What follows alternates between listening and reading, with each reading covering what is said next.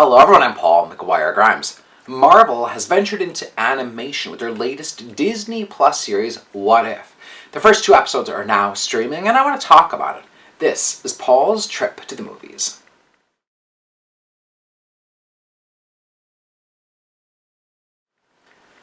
What If continues to play into that idea of a multiverse that was posed in Loki and teased in future Marvel Cinematic Universe movies.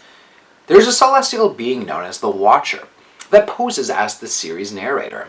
He introduces the audience to alternate realities to some of our favorite MCU movies in a what-if style fashion. The first episode poses the question as to what if Peggy Carter had become the first Avenger instead of Steve Rogers. She jumped in and received the serum instead of Steve, altering their relationship and the events of the first movie. The second episode imagines what would have happened if T'Challa became Star-Lord instead of Peter Quill. We get a look at what took him from Wakanda to outer space.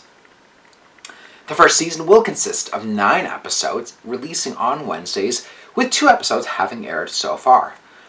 What If comes from head writer A.C. Bradley and director Brian Andrews, who's no stranger to Marvel Studios.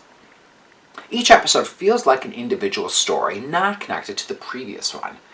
The overriding theme of the multiverse of infinite possibilities hints that they could all connect by the end of the season or lead to changes in Phase 4 of the Marvel Cinematic Universe.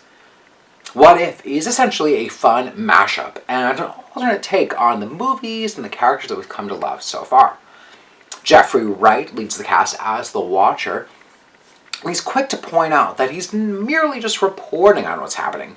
He's not interfering or altering the past, present, or future. This series also features the voices of many returning Marvel favorites like Haley Atwell, Sebastian Stan, Josh Brolin, Samuel L. Jackson, and Chadwick Boseman one last time as T'Challa. It's really heartwarming to hear his voice and see his character one last time as a reminder of the power and the symbol of who he was as an actor and the character of T'Challa. Now you'll notice a really striking look to the series as the animation is based on that classic hand-drawn illustration style. It looks like comic book pages directly transposed to the screen, instead of a really modern computer-generated look that we've seen from Disney or Pixar. Now being that it's an animated series, it certainly plays into having a younger audience as its demographic. There's more humor, and the storytelling is a bit more simple and wrapped up in a pretty quick fashion. It's not nearly as philosophical as Loki, or as topical as The Falcon and the Winter Soldier, or as meta as WandaVision.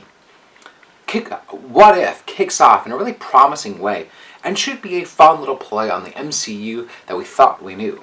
I'm giving What If 3 out of 5 ticket stubs. If you like my review today, click subscribe on my YouTube channel. I've got reviews of all the other Marvel series and the movies, so you'll definitely want to check them out. Don't forget to follow me on Instagram and Twitter at Paul's Movie Trip, and then go to my website, paulstriptothemovies.com, for even more reviews. Thank you so much for watching my review of What If? This is Paul's Trip to the Movies.